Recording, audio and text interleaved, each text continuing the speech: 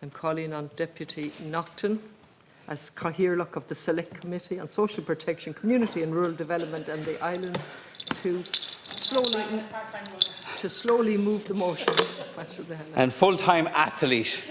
Lascan Corla, I'm looking forward to participating in the World Indoor Games because I definitely qualified after going up and down the stairs. A little more practice. Up and down the stairs today.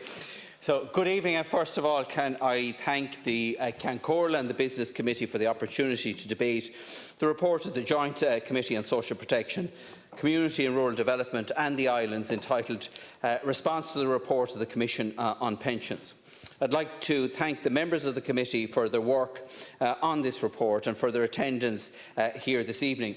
I also want to particularly thank our researcher policy officer, Mr. Jack Savage, who carried out a huge amount of policy work in relation to this particular report produced by the committee.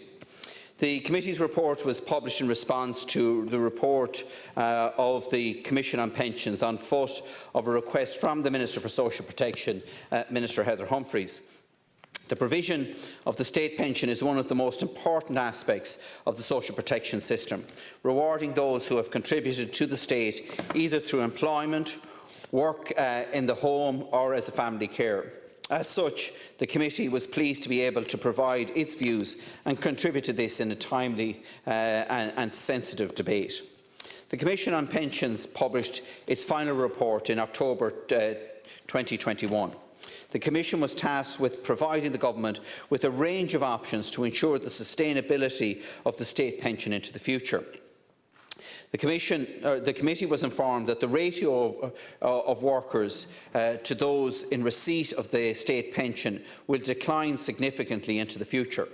Currently, the ratio is 4.5 workers for every one pensioner. This is expected to decrease to 2.3 workers to every pensioner by 2050. The Commission put forward 4 options or packages in its final report, and it recommended package 4. The committee considered each package during the course of its deliberations and is more in favour of the implementation of package 3. Both packages 3 and 4 contain an increase in PRSI for employees, employers and the self-employed, as well as an annual exchequer contribution to the Social Insurance Fund.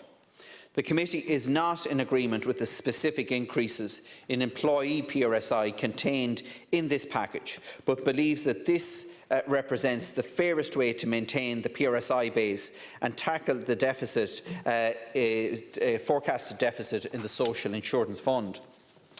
The major difference between Package 3 and Package 4, as put forward by the Commission, is the increase in the pension age contained in Package 4. While the increase is at a much slower rate than previously announced, the committee rejected this increase on a number of grounds. It is of the opinion of the committee that the state pension is a fair expectation following 40 years of work. The committee remained unconvinced that the increase in the state pension age would have the desired effect of closing the deficit, and the committee heard of different figures of estimated savings that were provided by different bodies for this potential increase in the retirement age. The committee also discussed alternative payments that are provided to individuals who are forced to retire at the age of 65 due to compulsory retirement clauses in their work contracts.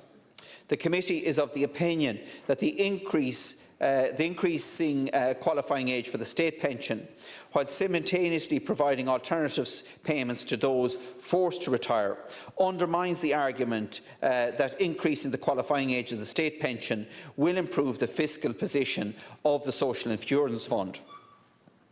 The Social Insurance Fund pays for the majority of social protection payments, so while the money would not be listed as pension expenditure, it would still be paid through the same fund.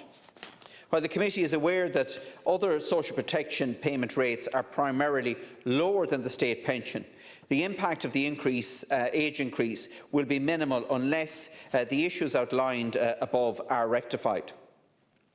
On the issue of compulsory retirement, the committee has recommended that legislation is developed to remove compulsory retirement clauses from contracts, and we believe that this is a fundamental recommendation in our report. Furthermore, we are recommending that this legislation must be retrospective and applied so that it covers current contracts as well as new ones. And it is vital that this aspect is implemented to fulfil the series of recommendations that we have made, because this is a cornerstone of the recommendations that we've made. The committee believes that those over the age of 65 who wish to remain in employment should have no legal barrier in doing so. The committee heard evidence of the negative physical and mental health impacts that forced retirement can have on people. The committee's recommendations focus on providing those aged over 65 with a choice, either a choice to continue working or to retire. Each individual has different circumstances, and the choice is paramount to this particular debate. Similarly, the committee discussed the issue of flexibility and noted that the Commission suggested that some people would continue to access their state pension at the age of 65 if they had 45 years' worth of PRSI contributions. The committee welcomes this suggestion of this level of flexibility and recommends that this should be once someone reaches 40 years of contributions, not 45. The committee is of the opinion that this is particularly important for those engaged in manual labour and physical-based work. The committee made several recommendations regarding PRSI in its report. The PRSI receipts primarily fund the Social Insurance Fund, and that is why changes made to the PRSI are important to future provision of the state pension. Firstly, the committee has rejected any attempt to move those over the age of 65 who remain in employment to Class K PRSI. This is because Class K offers no benefits and does not count towards an employee's PRSI contributions. The committee is of the opinion that all contributions paid by employees should be part of their contribution record. The committee has accepted the changes to the Class S PRSI that are laid out in Package 3. This is for various reasons. Class S PRSI was introduced in 1998 for self-employed workers and is currently at 4% or €500 per year, whichever is the greatest. However, self-employed workers do not have an employer contribution to their record. When Class S PRSI was introduced, self-employed workers were only entitled to a very limited number of benefits through the Social Insurance Fund. However, changes in recent years have ensured that self-employed workers are now entitled to 93% of the benefits provided through the Social Insurance Fund. As such, the committee is of the opinion that attempts need to be made to equalise the contributions made on behalf of self-employed and employees. However, the committee recommends that any changes to the Class S PRSI be gradual and well communicated, so self-employed workers are given enough notice and can ensure that they are not taken by surprise. Significant changes to a PRSI should not take place over short periods of time. The committee also discussed changes to the Class A PRSI, and the Commission put forward suggested changes to both the employee and employer contribution rates. While the committee agrees with this in principle, the exact rates should be considered further. The committee is of the opinion that Ireland already levies a significant amount of tax on workers, and that the PRSI Class A contributory rate of between 6 and 7% by 2050 could be unfair. The committee noted that in its report that Ireland has a low rate of employers' PRSI contribution rates when compared to our European counterparts. The committee recommended that increases to the PRSI are investigated further to make sure that they are increased in the fairest way possible. The committee is also of the opinion that the terms of reference provided to the Commission on Pensions was relatively narrow, and as such prevented them from developing new measures to combat the explicit deficit in the Social Insurance Fund, and instead focus on changes to mechanisms currently in place. Before I continue, I would like it to be known that the committee is very thankful of the work carried out by the Commission and greatly respects and acknowledges the level of work that it carried out in a relatively short period of time. However, the committee decided to look beyond the scope of the Commission and has discussed two possibilities that would counteract the deficit in the Social Insurance Fund that is expected into the future. Firstly, the committee discussed the need for new taxes on wealth to be examined. This has not happened yet, and while the committee is uncertain on what format this could be developed, new ways to create revenue should not be taken off the table. Secondly, the committee discussed the issue of auto-enrolment, and while it has not made a specific recommendation regarding this issue, it is something that the committee is eager to explore further to see what type of impact it will have on pension provision.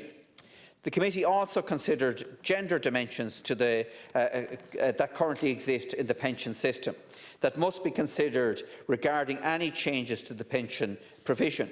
The committee was informed that women tend to receive pension payments that are on average 33% less than the amount received by men. There are several social, historical and cultural reasons for this. The Commission notes that in its report that women tend to spend approximately 2.5 times more time on unpaid domestic and care work than men.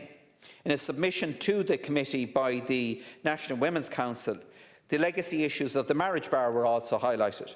It's estimated that 57,000 women do not qualify for the full state pension due to the impacts of the marriage bar. The Commission acknowledges in its report that the marriage bar required women to resign from their jobs once they were married and disqualified married women from applying for jobs. The committee stresses the importance of acknowledging the societal structures that have previously prevented women from participating in the workforce, which would have impacted their ability to acquire PRSI contributions. The committee acknowledges that under the total contributions approach, a homemaker's credit of 20 years is provided for those who worked in the home. However, the homemaker's credit scheme does not adequately address the inequalities in the pension system as it was expanded on the previous scheme that excluded women who left the workforce pre-1994. The provision of the homemaker scheme is important as it acknowledges the importance of work carried out in the home, which is primarily performed by women. The issues must be considered if we are to treat the work of all citizens equally. The committee also considered the barriers faced by family carers when accessing the state pension. Family Carers Ireland informed the committee that 1 in 8 people currently provide care, and that is set to increase to 1 in 5 by 2030. The majority of care is provided by women, and the Commission states in the report that 6 in 10 family carers are women. While the family carers can avail of the homemaker scheme, this does not adequately provide for those who care for periods of more than 20 years. The homemaker scheme is also not available to those who provide lifelong care in homes, as it requires recipients to have 10 years of credited contributions. The committee is of the opinion that this situation must be rectified and welcomes the Commission acknowledging this in its report. The committee is of the opinion that it's necessary for the state to meet the contribution requirements for family carers to ensure that they qualify for the state pension. This is in recognition of the significant work carried out of family carers. Family Carers Ireland informed the committee that it accepts the recommendations regarding family carers made by the Commission, and the committee supports it in asking that these recommendations be implemented in full. The other issue or cohort of people which wasn't specifically referenced in our report on pensions, but we had specifically referenced in our previous report, in our pre-budget submission submitted to the Minister for Social Protection, is in the area of foster care parents, where they do not accrue a PRSI record as a result of the foster care payment. And we are saying that the provision being extended to family carers should also apply to foster care parents in the vital work that they are doing in our society today. Finally, once again, I would like to thank all members for their attendance at this important debate, and I look forward to hearing their contributions.